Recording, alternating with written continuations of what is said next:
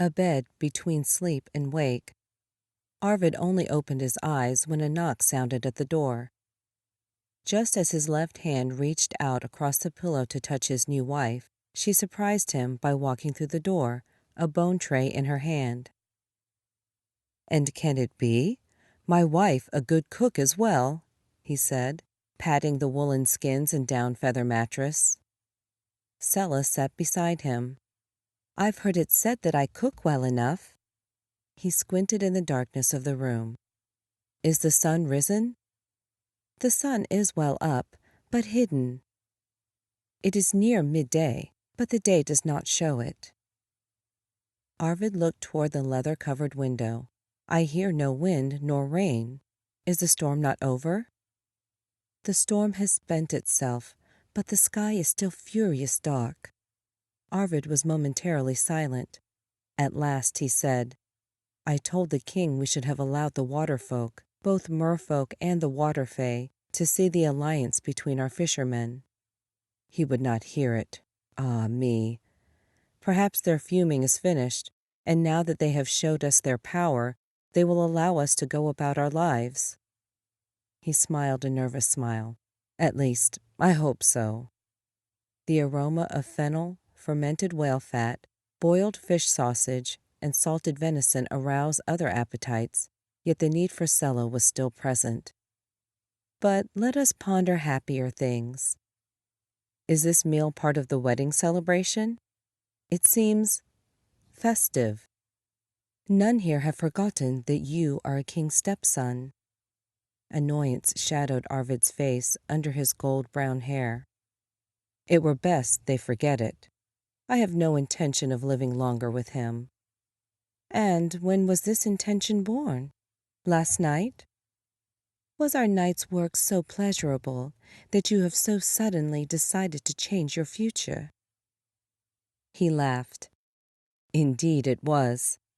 And yet, leaving my father has been my intention these 17 years. Last night only brought the fruition of the seed of all my thoughts." She handed him a clay cup filled with fennel seed wine. "So you will stay here?" He took the cup, drank. "I have yet 3 things more to accomplish." Sella eyed him, worry apparent on her face. "Concerning your father?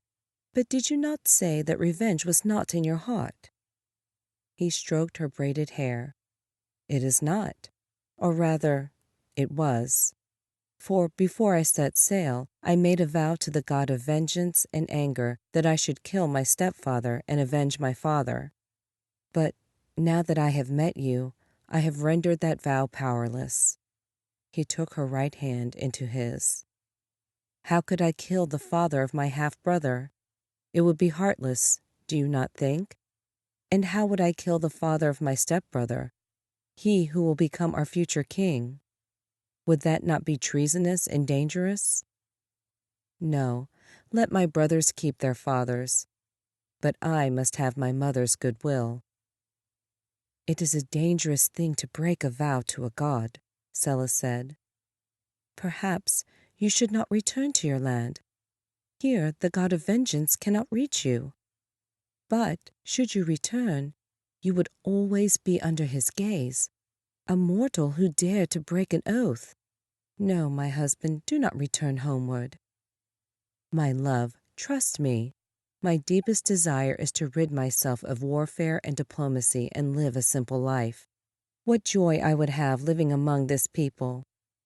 But I must go.